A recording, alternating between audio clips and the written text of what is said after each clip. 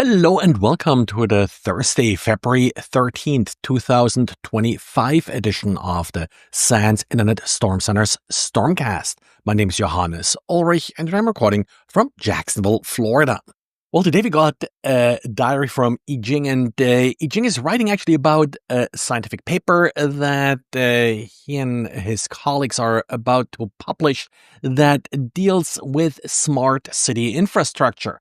Smart cities, of course, a big deal. Yijing is from Singapore, which has heavily signed up to implement smart city technologies. And it's kind of nice to see that people are already thinking about how to defend smart city technologies and how to securely implement them.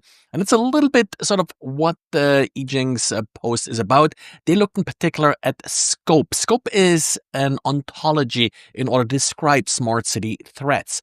Now, just for those of you who don't know, ontologies are essentially used to define a standardized vocabulary when you're dealing with a subject matter. You can, for example, see like the MITRE attack framework and such as an ontology. Scope is specifically targeting smart cities.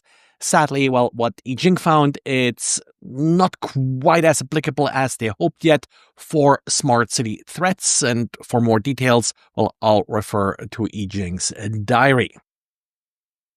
And Microsoft observed an interesting technique being used by North Korean attackers against victims in South Korea, in particular targeting more sophisticated users. A lot of the times we're talking about phishing and attacks like this and social engineering. Training often focuses more on non-technical users because they're often sort of the more likely target here.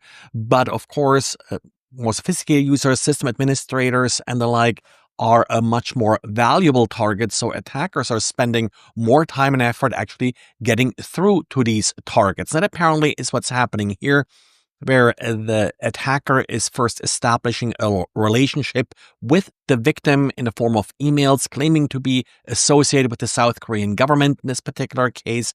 And it all then accumulates in the attacker sending instructions in the form of a PDF how to solve a particular problem on their system.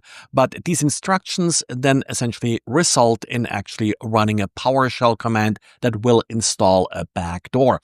So this is a very dangerous attack if successful, because now you have an authorized administrator in your network running a PowerShell command, which may not necessarily trigger an alert. When you're alerting on PowerShell, you often look for users that don't execute PowerShell as part of their day-to-day work. But of course, an administrator like this may routinely run PowerShell commands to change configurations and the like on systems.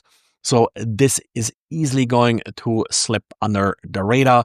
Be aware of these attacks, and definitely something, if you are doing more specific training for these types of users, something to include in the training. Given that this is now a public technique, I wouldn't be too surprised if you wouldn't see this even like from organized crime and the like being used in order to infiltrate networks. And let me also have a few vulnerabilities to talk about. First one is a remote code execution vulnerability in Wazuh server. Wazuh is a log monitoring endpoint protection system. It's an open source system, but it does offer an API, and this API apparently suffers from one of those ubiquitous deserialization vulnerabilities, which then led to this vulnerability. There is no authentication required. Anybody who is able to access the API, which hopefully is only allowed to be accessed from inside your network, could potentially exploit this vulnerability. Let me have several vulnerabilities in the PAM module for smart card authentication in Linux. The vulnerabilities essentially result in authentication bypass, which of course is a critical vulnerability. Also, CVSS scores here in the high 9s for these vulnerabilities. Some of these vulnerabilities may be rather trivial to exploit. Actually, a little bit surprising. It took so long to have them found. For example, if there's an error condition, the error condition is ignored and you're automatically logged in.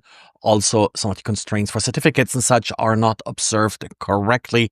Definitely something that you need to address quickly, and I would think by now you will find some updates just via your normal Linux distributions update channels. But then back to the friends of the show, as I call them, for all the content they're providing. Ivanti has released their February update. In particular, a number of critical vulnerabilities are being addressed in Ivanti Connect Secure, but also other Ivanti products are affected.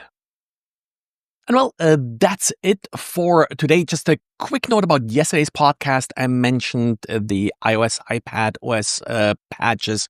Well, there was also a Mac OS update, but it did not address any security patches. There was a question that came up from a couple of listeners. That's it for today. Thanks for listening, and talk to you again tomorrow.